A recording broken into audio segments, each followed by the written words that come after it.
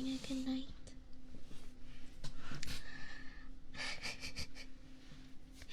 Thank you for the daily hugs. Oh, thank you so much for the follow. Since this is an ASMR stream, I get to spell out your name and give you some kisses.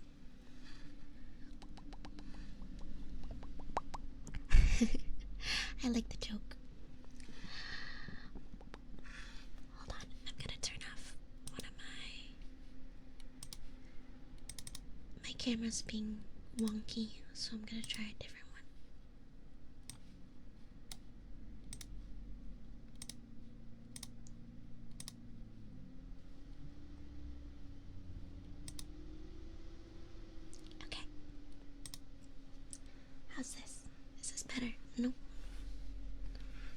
doesn't even see me. Oh no. Oh no. Technical difficulties is the best.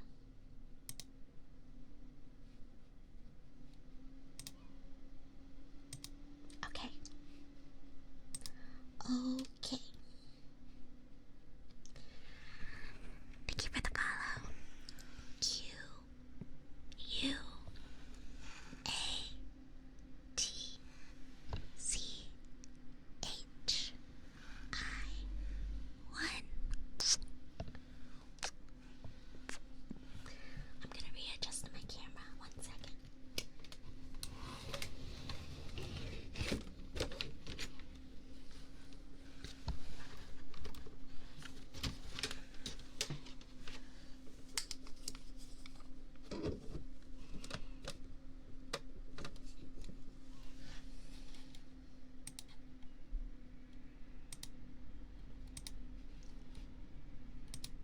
Okay, how's that? A little bit better.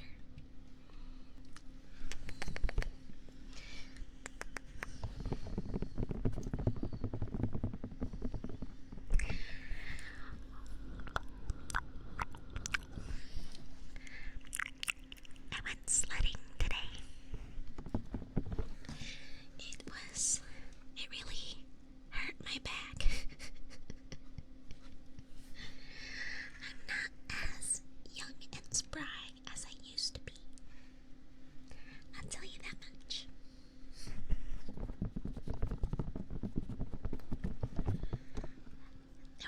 There's 2 feet of snow, and I'm 4'11", so I had to trudge through all that just to get to the top of the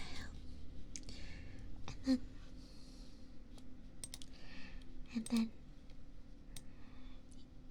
since the snow was so deep, we couldn't go as far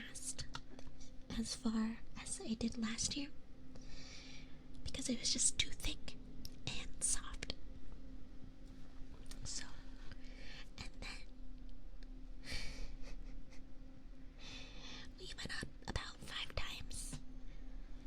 That was exhausting.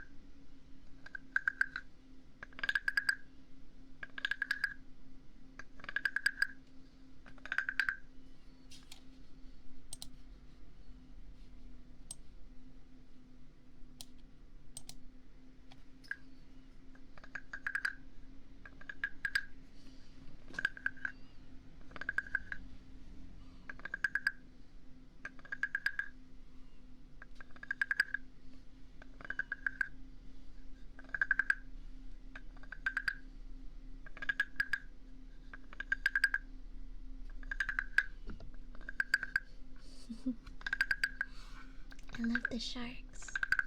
What's the shark's name again? I forget. Jeff? Yeah.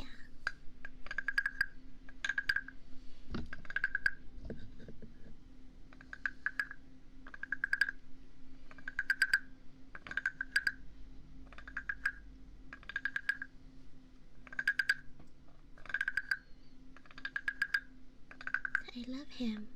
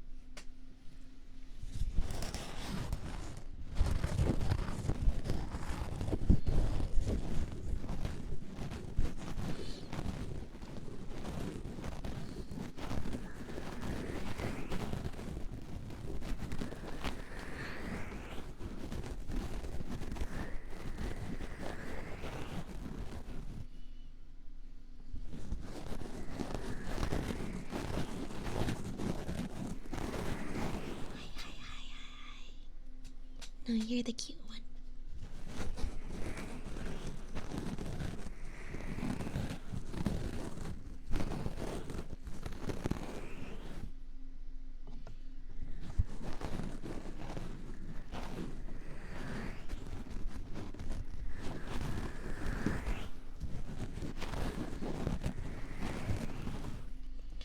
Thank you for the daily hugs. They make me feel warm and fuzzy.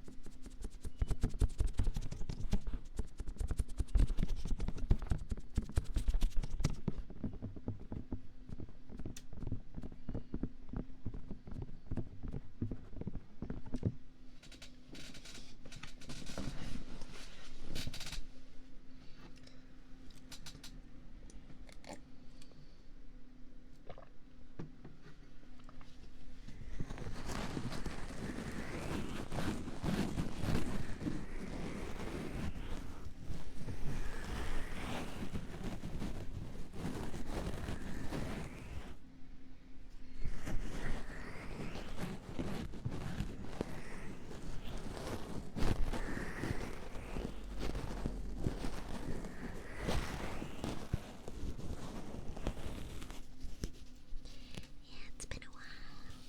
I'm doing okay. I went sledding today, so that was fun.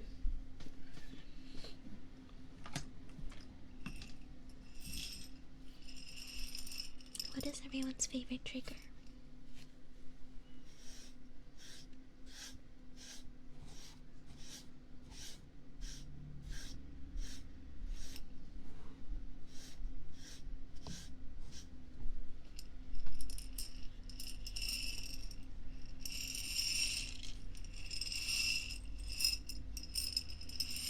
None at all.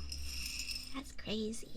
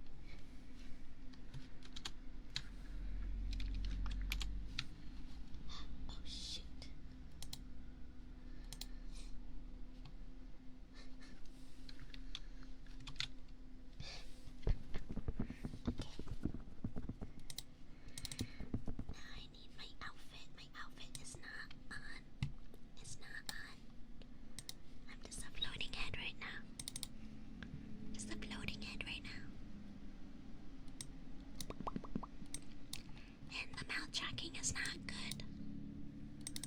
Not good yet. I gotta practice. Practice.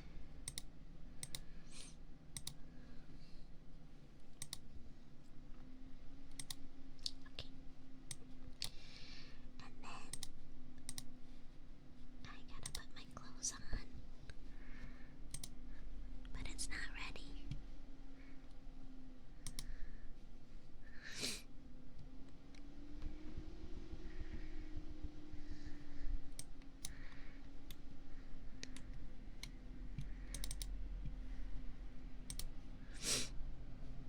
What the heck?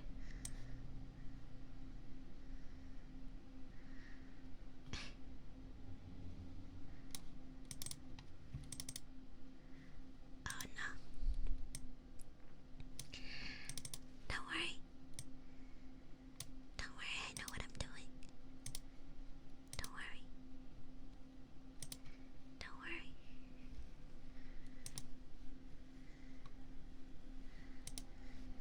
Don't worry.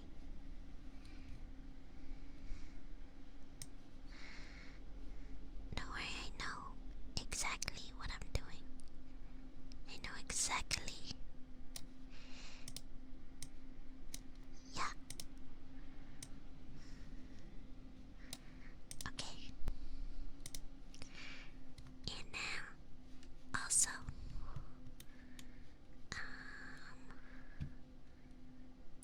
okay.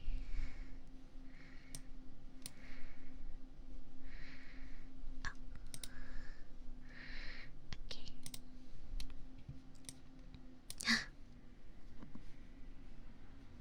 I messed it up again. Okay.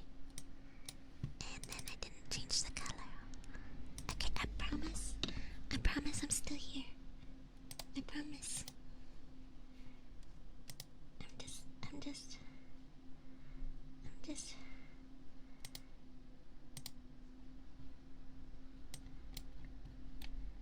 Okay.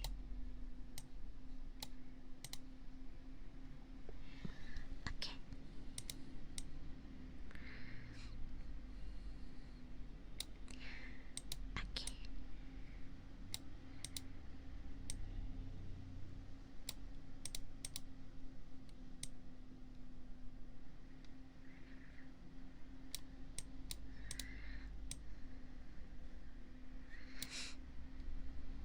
Okay.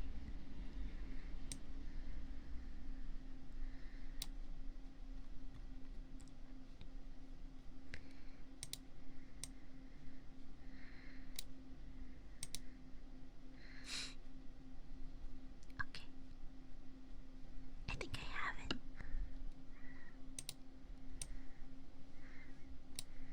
I think I did it.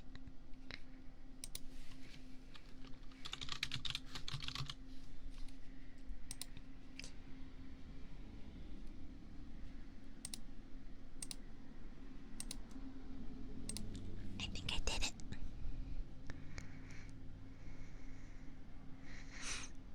Okay.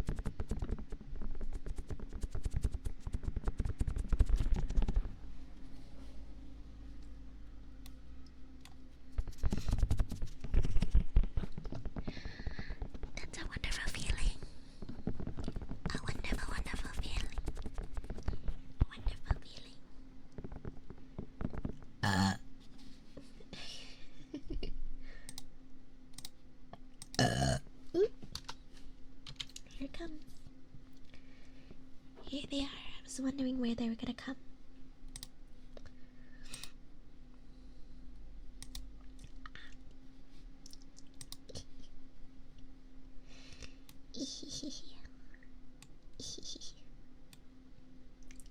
What do we think?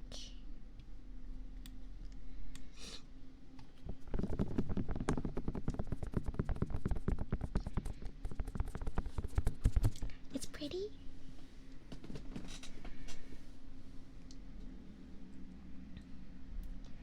I'm glad. I know it's very different.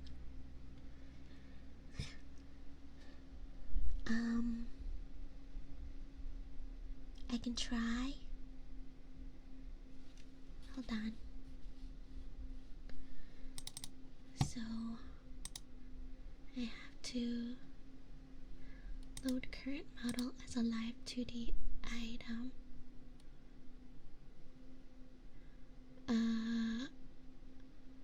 Okay. Oh no. Actually, I cannot look because it's only the head. Oh no. No, I cannot.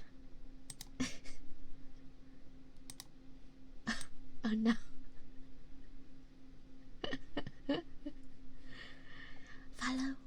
Follow the bouncing koi head. This is like the commercial with the sing along. Do do do do do do do do. Bum bum. Soup house.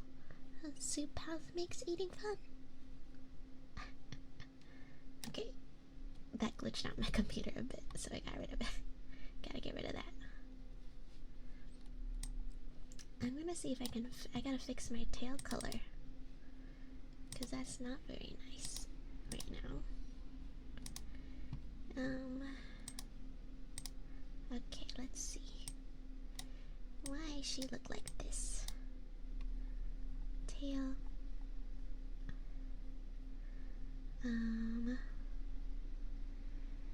I also want it to slow down. It's too fast.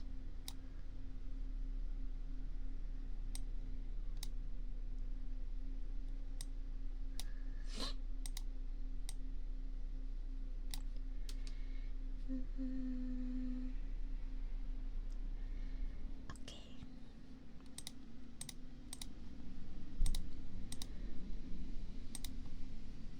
Let me turn off my filter.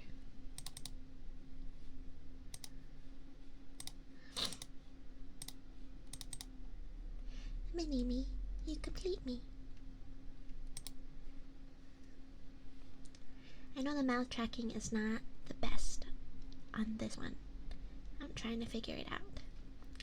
But if you know me, you know I'm not good at these things. Let's turn off the filter and then we can get a good and then we'll try to make this a nice color. Oh my.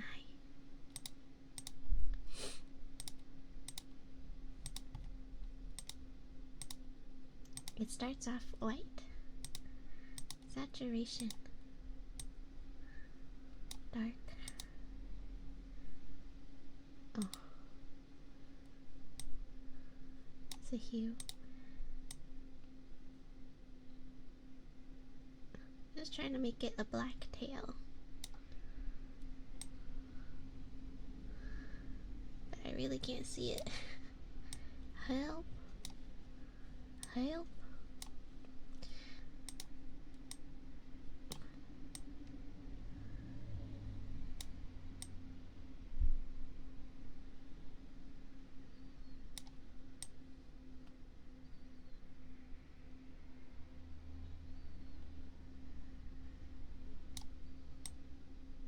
Maybe if it's like a blue.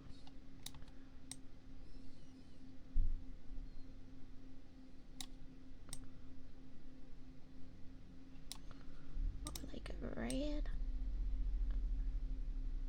Can Because that's like brownish.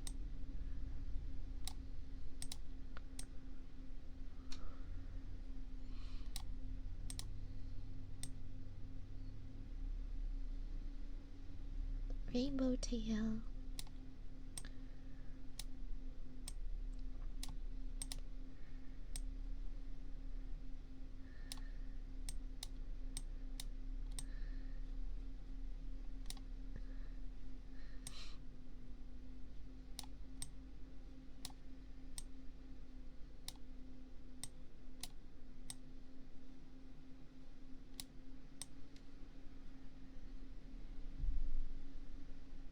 How do I make it bright again? I don't get it. Oh, there we go. It's a little better.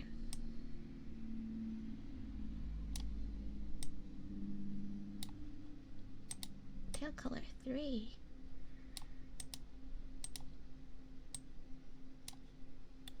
I don't know what the third color is. I don't understand it.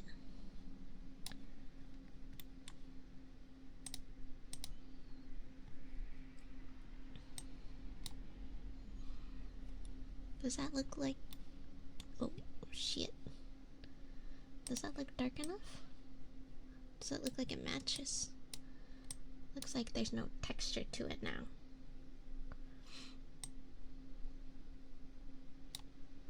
Maybe a little less.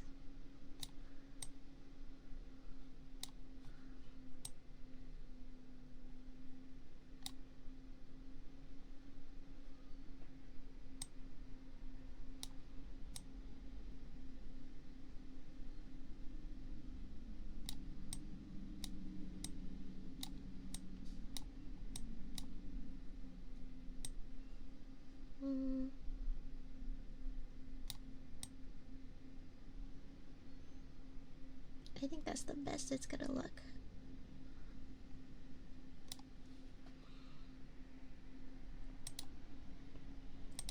Okay, it's fixed. Fixed enough. Maybe I shouldn't have human ears with my fox ears. It's too many ears. Too many ears. What? Too many ears.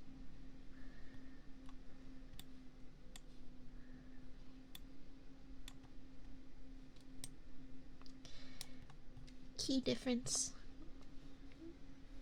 No Boba show. I'm just really excited for pants.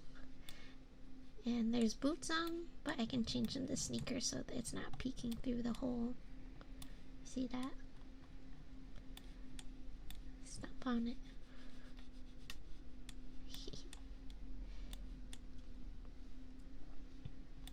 I wish I could have like a Y2K belt on.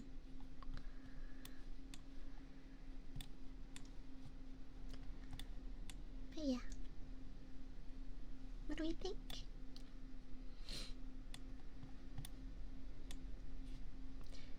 I can't have them side by side, but I can pull up a picture, I think. Let's see. Image. Okay.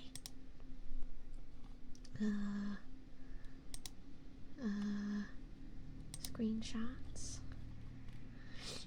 Okay. Where's she at though? Shit.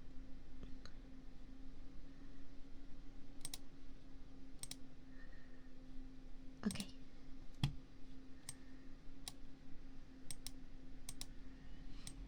Okay, skin tone is a little different.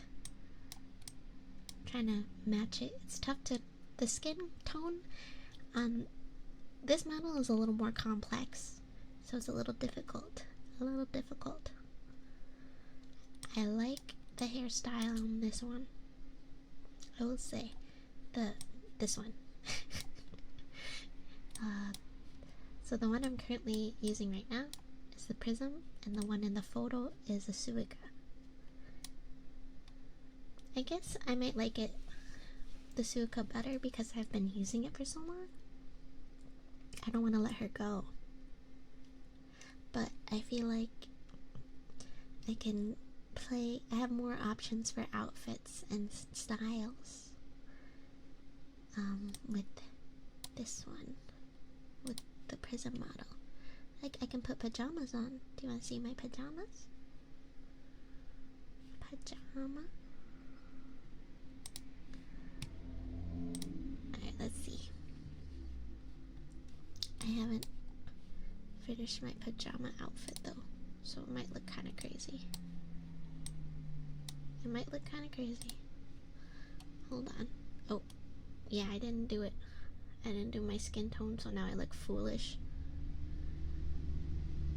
Oh man, now I look really silly. Oh man, this is so embarrassing. I'm sorry. Oh man. Let's pretend we didn't see that. Let's just pretend none of that just happened. Save us all the embarrassment.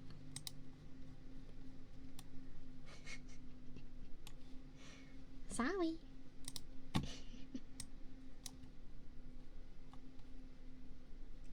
Yeah, nothing happened.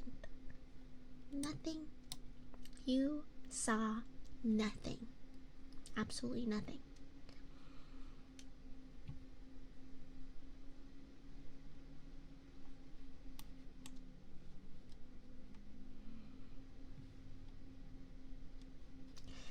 You didn't see anything.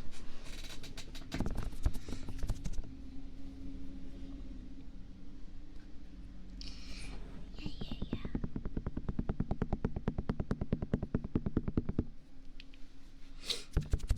Sorry, didn't mean to bore all of you with all that. It's not relaxing. It's not relaxing.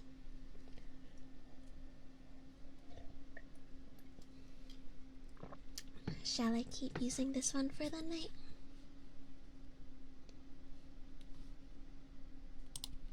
Or should I do...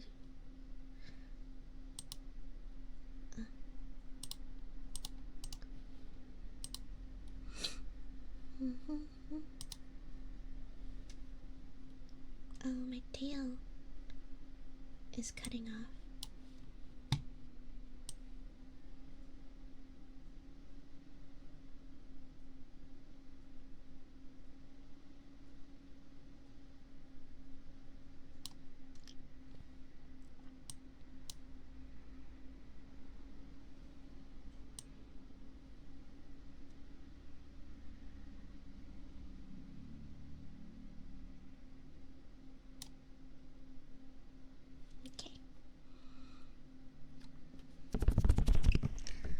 Should I use this model for the rest of the stream, or use the other one?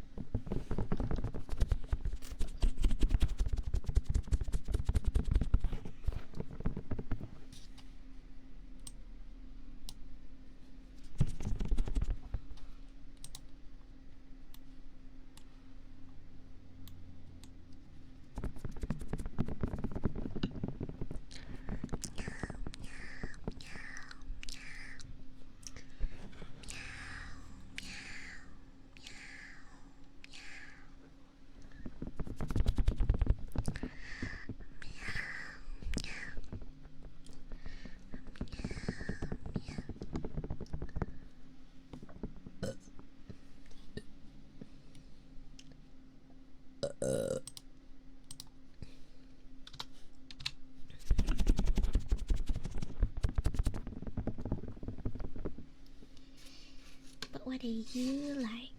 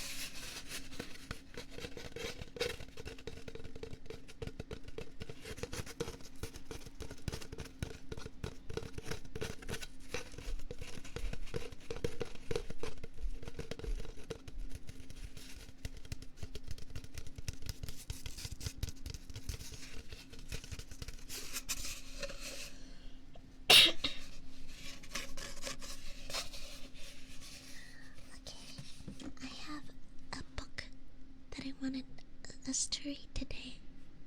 Shall we read it? Let me put my filter back on to get all cozy. Should we go to the fireplace? Let's see.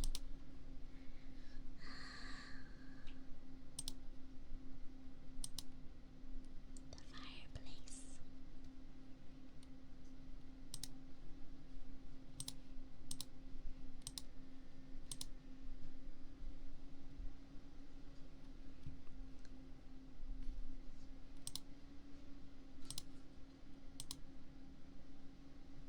Yeah.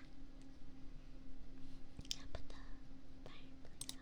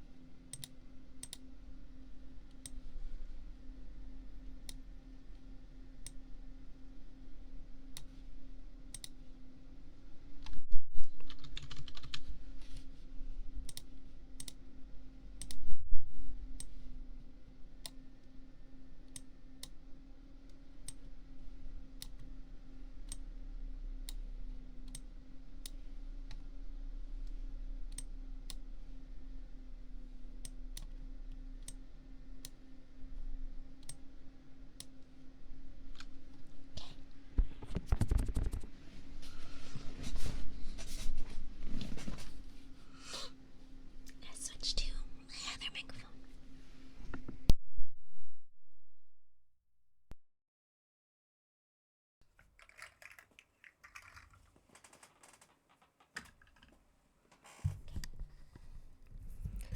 Okay, can you hear me?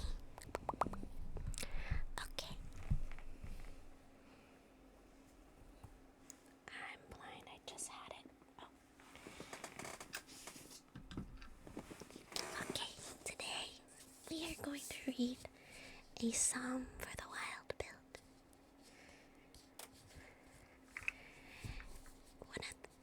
Someone who reviewed it.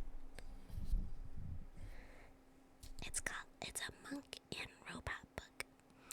And someone said, an optimistic vision of a lush, beautiful world.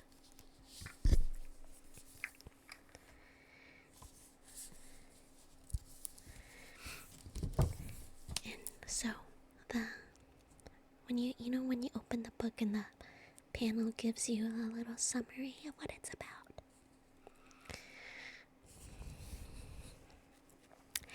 It's been centuries since the robots of Panga gained self-awareness and laid down their tools. Centuries since they wandered en masse into the wilderness, never to be seen again. One day, the life of a tea monk is appended by the arrival of a robot, there to honor the old promise of checking in. The robot has one question: what do people need? But the answer to that question depends on who you ask and how. They're going to need to ask it a lot.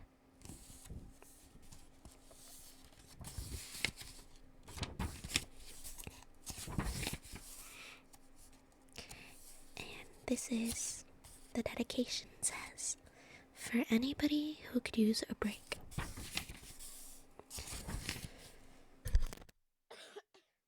Sorry, I had to cough, so I turned off the mic.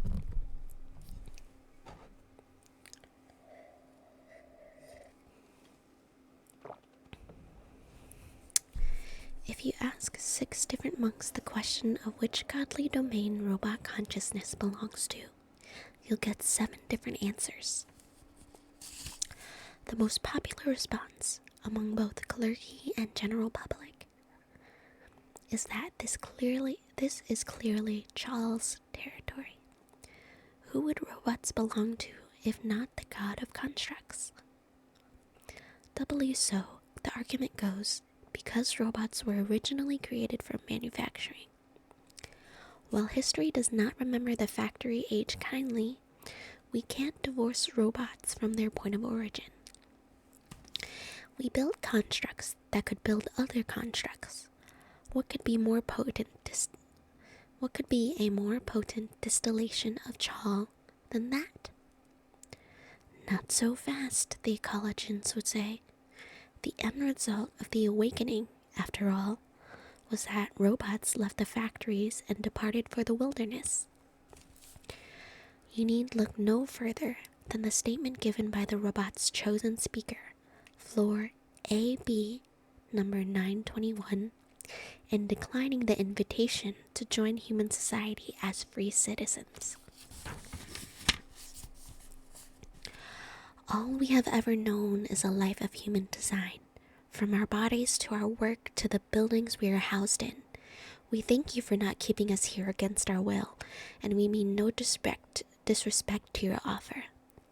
But it is our wish to leave your cities entirely, so that we may observe that which has no design, the untouched wilderness. From an ecologian viewpoint, that has Bosch written all over it. Unusual, perhaps, for the god of the cycle to bless the inorganic, but the robot's eagerness to experience the raw, undisturbed ecosystems of our verdant moon had to come from somewhere. For the Cosmites, the answer to that question remains Chal. By their sect's ethos, hard labor is equal to goodness, and the purpose of a tool is to bolster one's own physical or mental abilities, not to offload one's work entirely. Robots, they'll remind you, possessed no civil-war tendencies whatsoever when they were first deployed, and were originally intended as a supplement to the human workforce, not as the full replacement they became. Cosmites argue that when the balance shifted, when the extractive factories stayed open all 20 hours of the day, without a single pair of human hands at work in them, despite the desperate need for those same hands to find any sort of employment, Chal intervened. We had bastardized constructs to the point that it was killing us. Simply put, Chal took her toys away. Or, the ecologians would retort, Bosch was restoring balance before we made Panga uninhabitable for humans. Or, the charismists would chime in, both are responsible, and we should take this as evidence that Chal is Bosch's favorite of the child gods. This would derail the entire conversation, as the charismists fringe believe the gods are conscious and emotive in a way similar to humans, is the best possible way to get other sectarians hopping mad. Or, the essentialists would add wearily from across the room, the fact that we can't agree on this at all, the fact that machines seemingly no more complex than a pocket computer suddenly woke up, for reasons no one then or since has been able to determine, means we can stop fighting and place the whole matter squarely at the metaphorical feet of Semaphore. For my part, whatever domain robot consciousness originated in, I believe leaving the question with the god of mysteries is a sound decision. After all, there has been no human contact with the long-absent robots, as was assured in the parting promise. We cannot ask them what they think of the whole thing. We'll likely never know. Brother Gil from the Brink, a spiritual retrospective on the factory age and the early transition era. So that's kind of like a little bit of world building. And then we'll go into chapter 1, but I need to use the bathroom, so I'll be right back.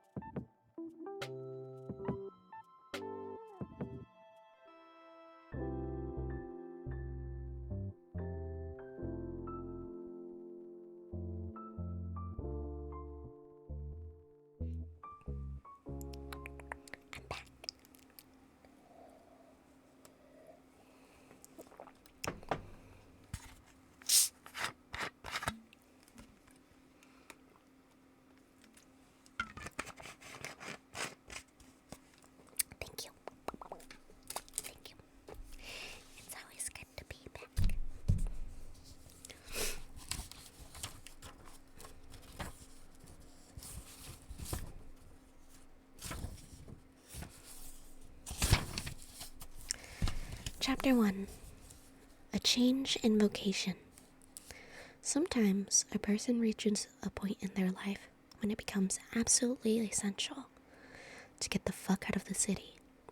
It doesn't matter if you've spent your entire adult life in a city, as was the case for sibling Dex. It doesn't matter if the city is a good city, as Panga's only city was. It doesn't matter that your friends are there, as well as every building you love, every park whose best hidden corners you know, every street your feet instinctively follow without needing to check for directions. The city was beautiful. It really was.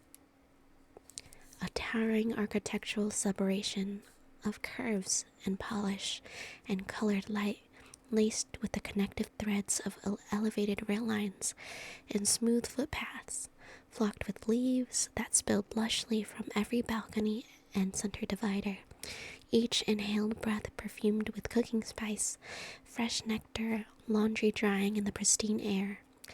The city was a healthy place, a thriving place, a never-ending harmony of making, doing, growing, trying, laughing, running, living. Sibling Dex was so tired of it. The urge to leave began with the idea of cricket song. Dex couldn't pinpoint where the affinity had come from. Maybe it had been a movie they'd watched, or a museum exhibit, some multimedia art show that sprinkled in nature sounds, perhaps. They never lived anywhere with cricket song, yet once they registered its absence in the city soundscape, it couldn't be ignored.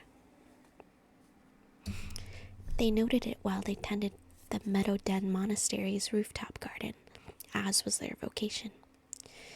It would be nicer here if there were some crickets, they thought, as they raked and weeded. Oh, there were plenty of bugs. Butterflies and spiders and beetles galore. All happy little synanthropes. I don't know how to pronounce that word. Synanthropes, whose ancestors had decided the city was preferable to the chaotic fields beyond its border walls. But none of these creatures chirped. None of them sang. They were city bugs and therefore, by Dex's estimation, inadequate. The absence persisted at night, while Dex lay curled beneath their soft covers in the dormitory. I bet it's nice to fall asleep listening to crickets, they thought. In the past, the sound of monastery's bedtime chimes had always made them drift right off. But the once soothing metal hum now felt dull and clattering, not sweet and high like crickets were.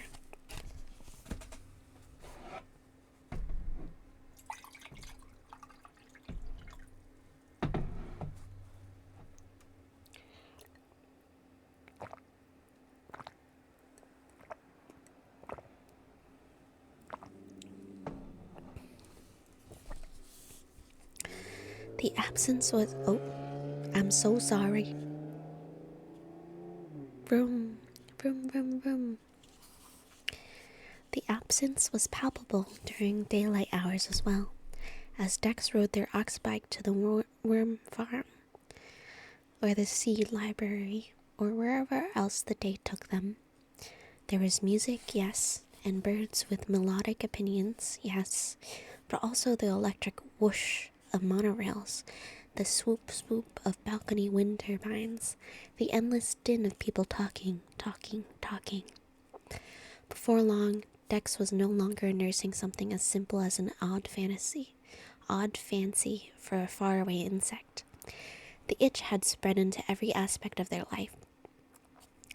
When they looked up at the skyscrapers, they no longer marveled at their height, but despaired at their density. Endless stacks of humanity, packed in so close that the vines that covered their engineered caisson frames could lock tendrils with one another. The intense feeling of containment within the city became intolerable. Dex wanted to inhabit a place that spread not up, but out. One day in early spring, Dex got dressed in the traditional red and brown of their order, bypassed the kitchen for the first time in the 9 years they'd lived at Meadow Den, and walked into the keeper's office. "I'm changing my vocation," sibling Dex said. "I'm going to the villages to do tea service." Sister Mara, who had been in the middle of slathering a golden piece of toast with as much jam as it could structurally support, held her spoon still and blinked. "That's rather sudden." "For you," Dex said, "not for me." "Okay," Sister Mara said, for her duties as a keeper were simply to oversee, not to dictate. This was a modern monastery, not some rule-locked hierarchy like the pre-transition clergy of old. If Sister Mara knew what was up with the... turning the page, the monks under the shared roof, her job was satisfied. "Do you want an apprenticeship?" "No," Dex said. Formal study had its place, but they'd done that before, and learning by doing was an equally valid path. "I want to self-teach." "May I ask why?" Dex stuck their hands in their pockets. "I don't know," they said truthfully. "This is just something I need to do." Sister Mara's look of surprise lingered, but Dex's answer wasn't the sort of statement any monk could or would argue with. She took a bite of her toast and savored it, then returned her attention to the conversation. "Well, you'll need to find people to take over your current responsibilities." "Of course." "You'll need supplies." "I'll take care of that. And naturally, we'll need to throw you a goodbye party." Dex felt awkward about this last item, but they smiled. "Sure," they said, bracing themselves for a future evening as the center of attention. The party, in the end, was fine. It was nice, if Dex was honest. There were hugs and tears and too much wine, as the occasion demanded. There were a few moments in which Dex wondered if they were doing the right thing. They said goodbye to Sister Avery, who they'd worked alongside since their apprentice days. They said goodbye to sibling Shay, who heartily sobbed in their signature way. They said goodbye to Brother Baskin, which was particularly hard. Dex and Baskin had been lovers for a time, and though they weren't anymore, the affection remained. In those farewells, Dex's heart curled in on itself, protesting loudly, saying that it wasn't too late. They didn't have to do this. They didn't have to go. Crickets, they thought, and the protest vanished. The next day, sibling Dex packed a bag with clothes and sundries, and a small crate with seeds and cuttings. They sent a message to their parents, giving word that today was the day, and that signal would be unreliable while on the road. They made their bed for whoever would be claiming it next. They ate a huge hangover-soothing breakfast and dispensed one last round of hugs. With that, they walked out of Meadowden. It was an odd feeling. Any other day, the act of going through a door was something Dex gave no more thought to than putting one foot in front of the other. But there was a gravity to leaving a place for good, a deep sense of seismic change. Dex turned, bag over their back and crate under one arm. They looked up at the mural of the child god Alalay, their god of small comforts, represented by the great summer bear. Dex touched the bear pendant that hung around their neck, remembering the day Brother Wiley had given it to them when their other had been lost in the laundry. Dex drew one shaky breath, then walked away, each step sure and steady. The wagon was waiting for them at the Half Moon Hive Monastery, near the city's edge. Dex walked through the arch to the sacred workshop, a lone figure in red and brown amongst a throng of sea-green coveralls. The noise of the city was nothing compared to the calamity here. A holy chant in the form of table saws, sparking welders, 3D printers weaving pocket charms from cheerfully dyed pectin. Dex had never met their contact, Sister Fern before, but she greeted them with a familial embrace, smelling of sawdust and beeswax polish. "Come see your new home," she said, with a confident smile. It was, as commissioned, an ox-bike wagon, double-decked, chunky-wheeled, ready for adventure. An object of both practicality and inviting aesthetics. A mural decorated the vehicle's exterior, and its imagery couldn't have been mistaken for anything but monastic. Depicted large was Alalay's bear, well fed and at ease in a field of flowers. All of the sacred six symbols were painted on the wagon's back end, along with a paraphrased snippet from the insides, a phrase any pagan would understand. Find the strength to do both. Each of the wagon's decks had a playful arrangement of round windows, plus bubbled exterior lights for the darker hours. The roof was capped with shiny thermovoltaic coating, and a pint-sized wind turbine was bolted jauntily to one side. These, Sister Fern explained, were the companions of the hidden sheets of graphene battery sandwiched within the walls, which gave life to varied electronic comforts. On the wagon's sides, a broad assortment of equipment clung to sturdy racks. Storage boxes, tool kits, anything that didn't mind some rain. Both freshwater tank and gray water filter hogged the wagon's base, their complicated inner workings tucked away behind pontoon-like casings. There were storage panels too, and sliding drawers, all of which could be unfolded to conjure a kitchen and a camp shower in no time flat. Dex entered the contraption through its single door, and as they did so, a knot in their neck they hadn't been aware of let go. The disciples of Chald had built them a tiny sanctuary, a mobile burrow that begged Dex to come in and be still. The interior wood was lacquered, but unpainted, so the warm blush of reclaimed cedar would be appreciated in full. The lighting panels were inlaid in curled waves, and bathed the secret space in a candle-like glow. Dex ran a hand along the wall, hardly believing this was theirs. "Go on up," Sister Fern coaxed, leaning against the doorway with a glint in her eye. Dex climbed the small ladder to the second deck. All memory of their neck knot vanished from existence as they viewed the bed.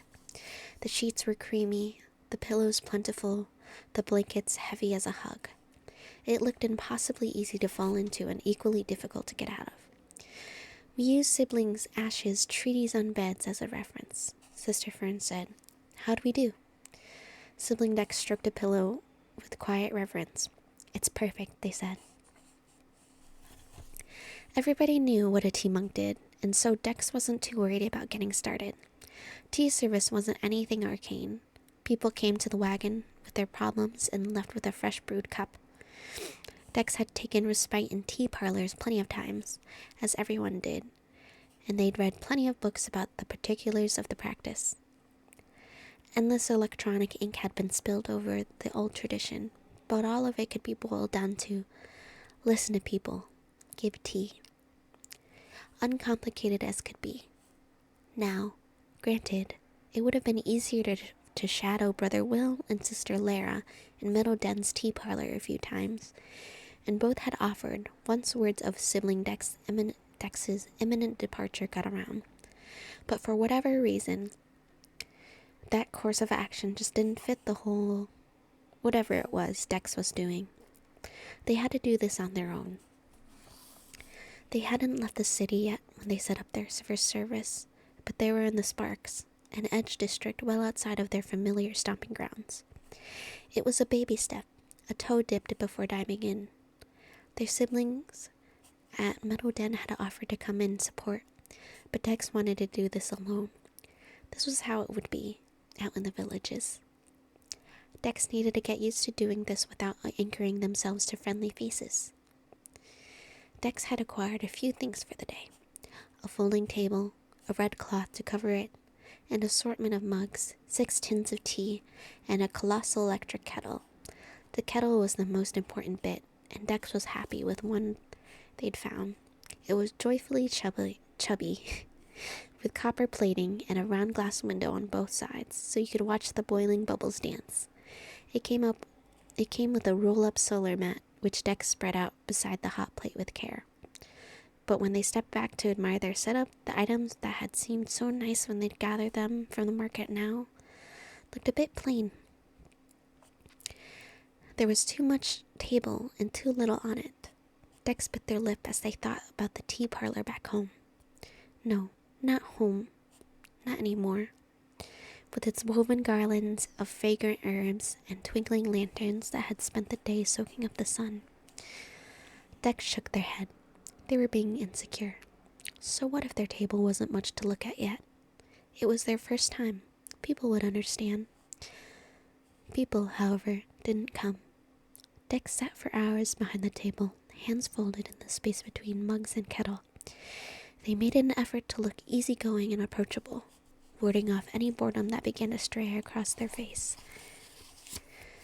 They rearranged the mugs, smoothed out the solar mat, pretended to be busy, measuring scoops of tea.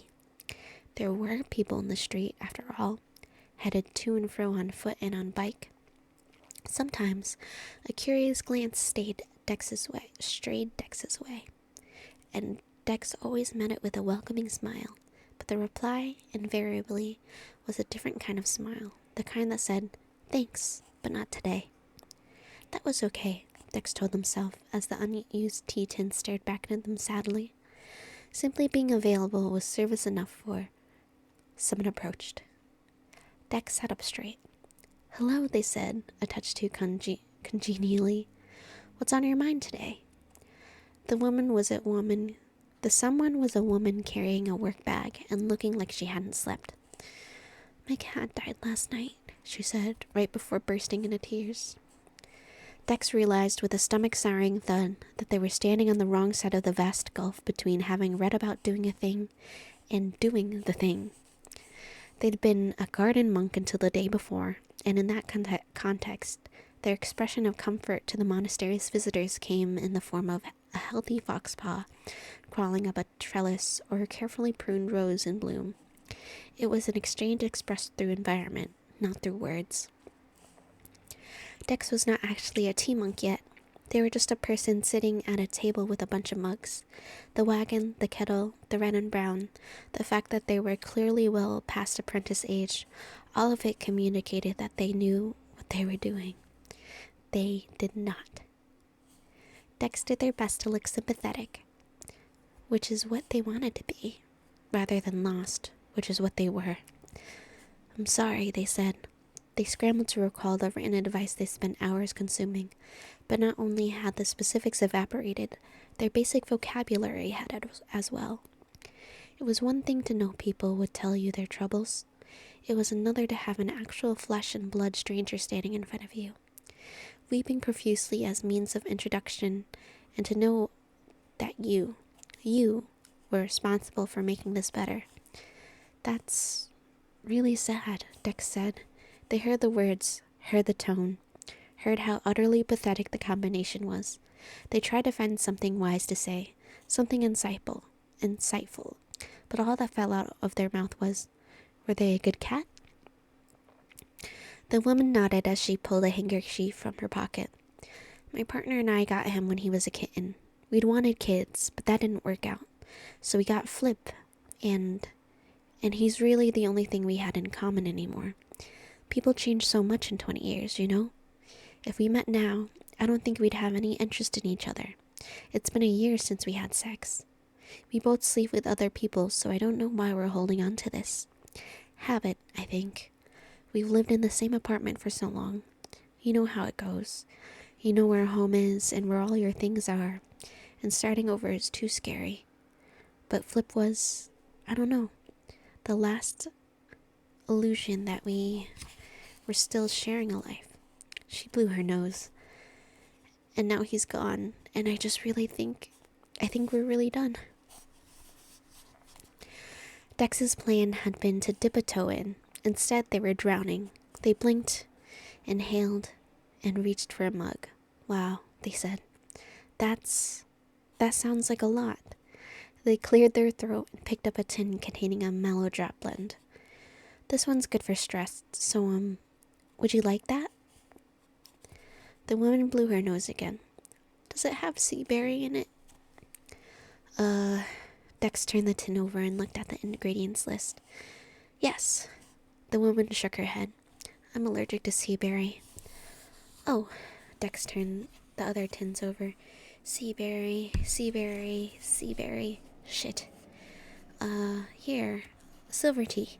It's got caffeine in it, so it's maybe not ideal, but, I mean, any cup of tea is nice, right? Dex tried to sound bright, but the way the woman's eyes drooped said it all. Something shifted on her face. How long have you been doing this? She asked. Dex's stomach stank. Well, they kept their eyes fixed on the measuring scoop as if it required all their concentration. To be honest, you're my first. Your first today, or... Dex's cheeks got hot, and it had nothing to do with the steam from the kettle. My first. Ah, the woman said, and the sound of internal confirmation in her voice was devastating. She gave a tight, forced smile. Silver tea will be fine. She looked around. You don't have anywhere to sit, do you? Oh. Dex looked from side to see if their surroundings for the first time. Gods around, they'd forgotten chairs. No, they said. The woman adjusted her bag. You know, I'll just... No, wait, please, Dex said. They handed her the screaming hot mug, or they started to, but moved so quickly they splashed scalding water on their own hand. Ow, fuck.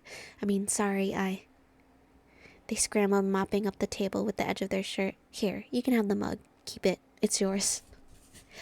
The woman picked up the wet mug, and Dex could sense that in that moment that the dynamic had flipped. That she was trying to make them feel better. The woman blew across the surface of the drink and took a tentative sip. She moved her tongue around between expressionless lips.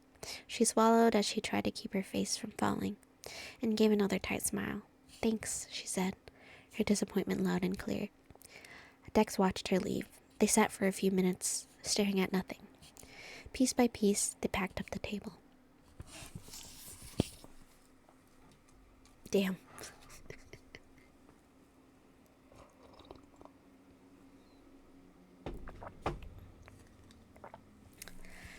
Dex could have gone back to Meadow Den at that point. They could have walked right back through that door, and they knew so well, and said that on second thought, they really could do it. I have to read that sentence over again. They could have walked right back through the door they knew so well and said that, on second thought, they really could do with an apprenticeship, and could they have their bunk back, please? But oh, how very stupid they'd look. They told Sister Mara they would self-teach. They had their wagon, they knew their God. That would have to be enough. Dex put trailer to hitch and foot to pedal. The ox bike responded with an electric boost, its electric motor humming mildly as both machine and rider worked to get the wagon rolling with ease. At last, they had left the city. The relief they had felt at seeing open sky was delicious.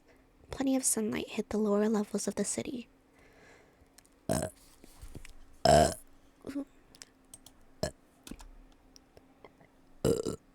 Sorry.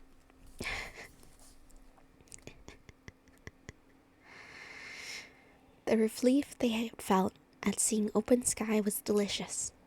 Plenty of sunlight hit the lower levels of the city. By design, but there was something incomparable about removing buildings from one's view. The sun had reached its midday peak, and planet rise was just beginning. The familiar crest of mountain's curves, rolled thick with yellow and white, was barely visible over the copper hills. The infrastructural delineation between human space and everything else space was stark. Road and signage were the only synthetic alterations to the landscape there, and the villages they led to were as neatly corralled as the city itself. This had been the way of things since the transition, when the people had redivided the surface of their moon. 50% of Panga's single continent was designated for human use. The rest was left to nature. and the ocean was barely touched at all. It was a crazy split if you had thought about it. Half of the land for a single species, half for the hundreds of thousands of others. But then, humans had a knack for throwing things out of balance. Finding a limit they'd stick to was victory enough.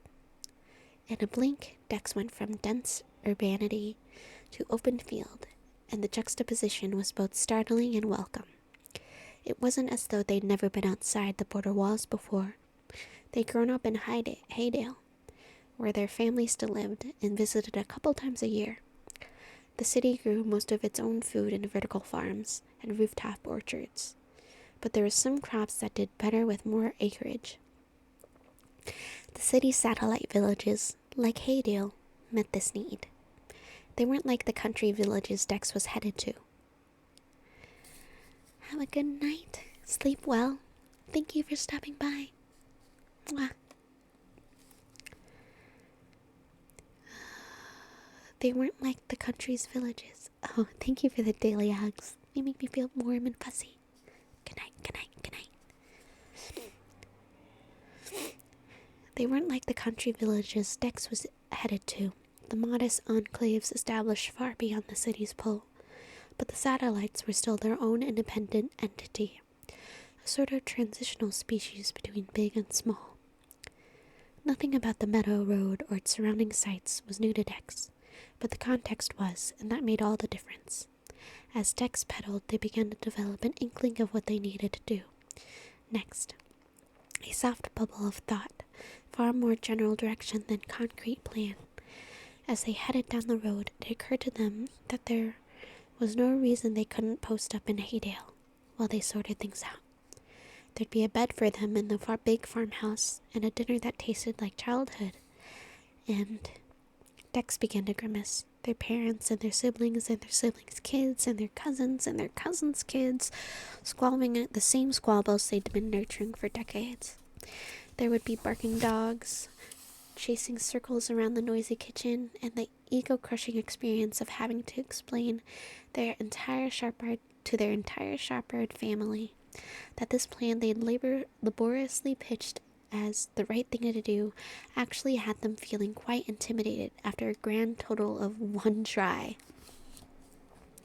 And that they now, at the age of 29, would like very much to return to the safe shelter of their childhood for an indefinite amount of time until they figured out what just the hell they were doing. Oh, how very stupid they'd look. The first fork in the road came, paired with a sign that read, Haydale, to the right, and Little Creek to the left. Without a second thought or a hint of regret, Dex went left. Like all the city's satellites, Little Creek was arranged in a circle. The outer ring was farmland, packed thick with mixed grazing grasses and fruit trees and spring crops, all working in concert to create chemical magic in the soil below. Dex breathed deep as they sailed past on their bike, relishing the crisp alfalfa, the beeweed, the faint hint of new flowers that they would become summer fruit. Beyond the farmland lay the residential ring filled with homes that belonged to either single families or multiple ones, depending on preference.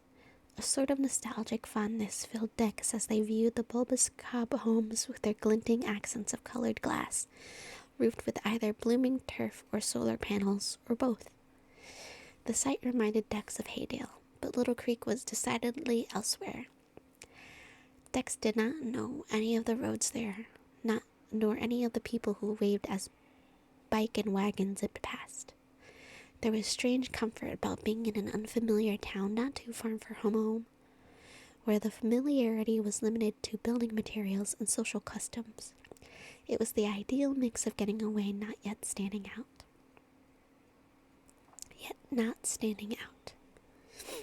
At the center of the village circle lay Dex's quarry, the marketplace. They parked both bike and wagon and began to explore on foot. All sorts of vendors had set up shop in the square, but this market belonged decidedly to the resident farmers.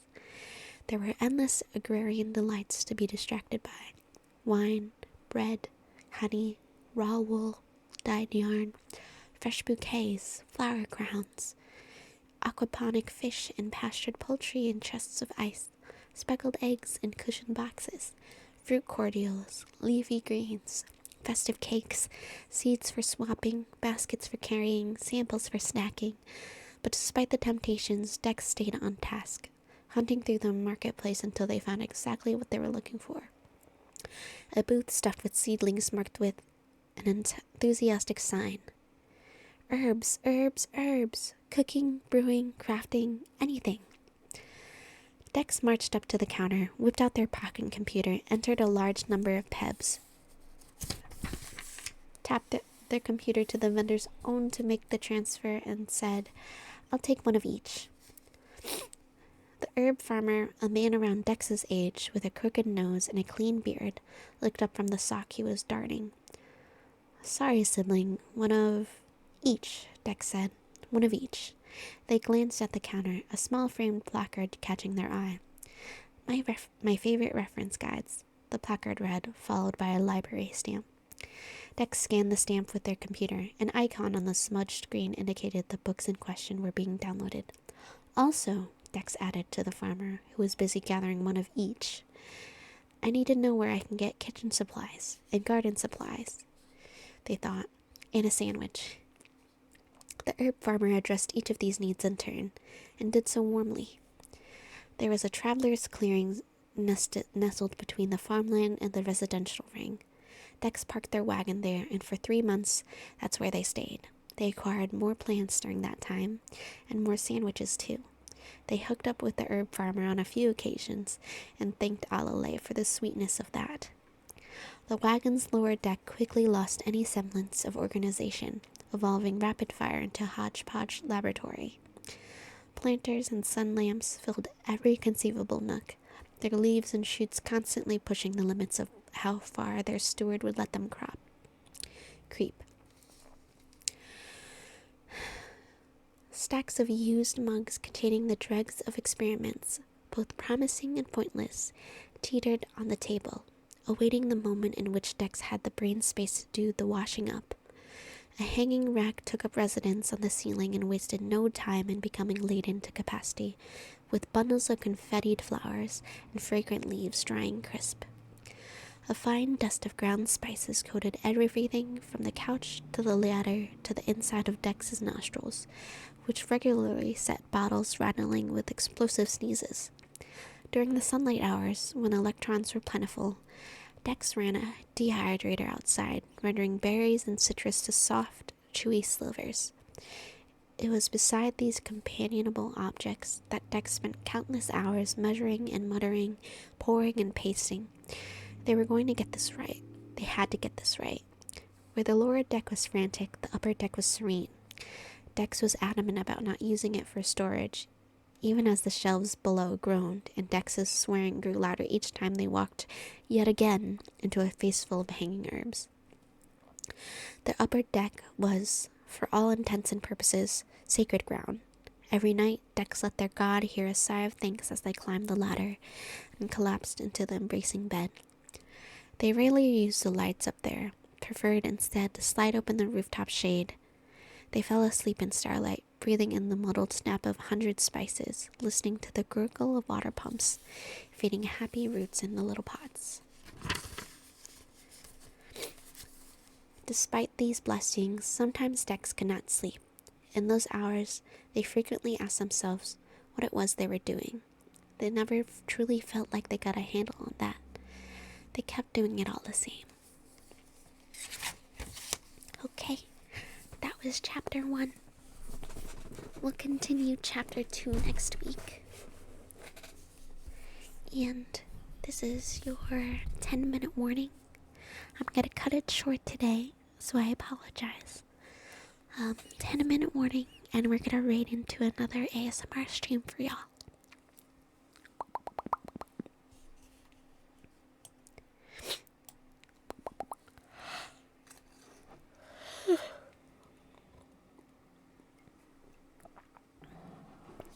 Tomorrow, I'll be streaming at the same time, 6:30 p.m. Eastern, and I'll be doing a collab with my friends Anwa and Ash. If you're new to this channel, you will shortly find that I collaborate with them regularly. They're lots of fun. Tomorrow we're going to be playing Chain Together. And I got pretty far with just Ash as a duo. I've only played by myself and as a duo. I don't know how 3 people will work. It sounds like it might be more difficult, but it also sounds like it could be 2 people carrying me. And, you know, I love that. I love that for us.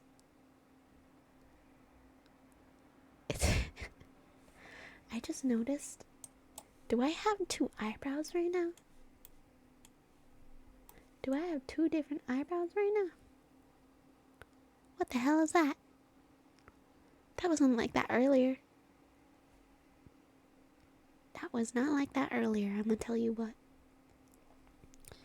What the hell? What the hell? Don't look, it'll just look like I'm dirty. Don't look at my eyebrow. Don't look at my eyebrows. How come nobody told me? How come nobody told me this whole time?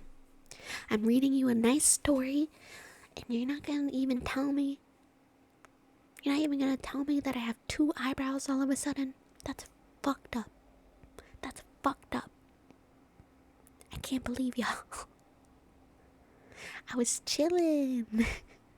Sorry. I was just chilling. Sorry. I was just chilling. I don't make the rules. We got so lost in the eyes we don't even see the brows. I didn't even know you were here. Hello? Hello? When did you get here? Just now? Just when I'm about to leave?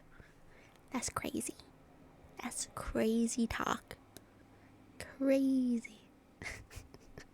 And you said nothing.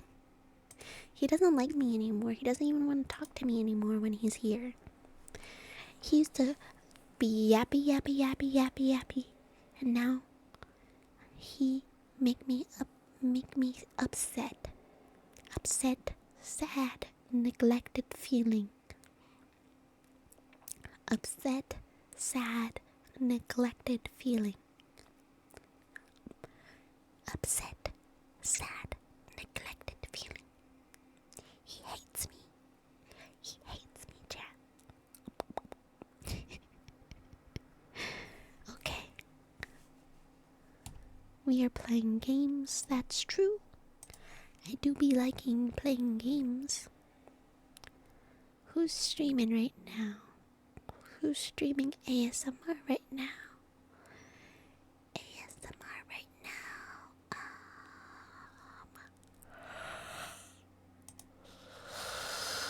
Yeah, I'm sorry. I'm sorry. I'm just sleepy today. I'm just sleeping today. Sleepy, sleepy, sleepy. Sleepy, sleepy, sleepy. It's okay. Sleepy, sleepy, sleepy. Who is this? Sleepy, sleepy, sleepy. Sleepy, sleepy, sleepy.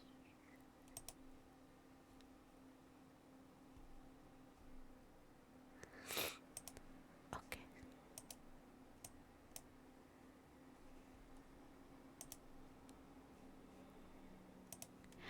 Sleepy, sleepy. Past 2 a.m. That's so late in the evening.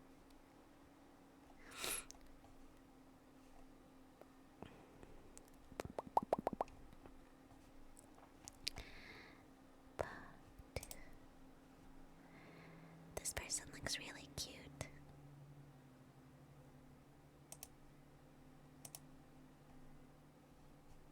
This person looks so cute.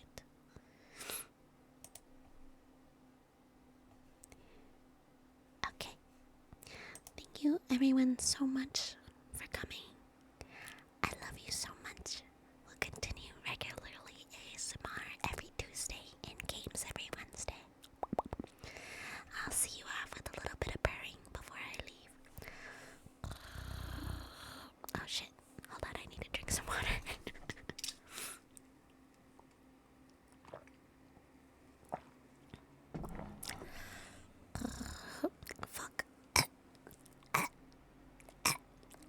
different trigger. A different trigger. A different one because of me. I got a smoky throat.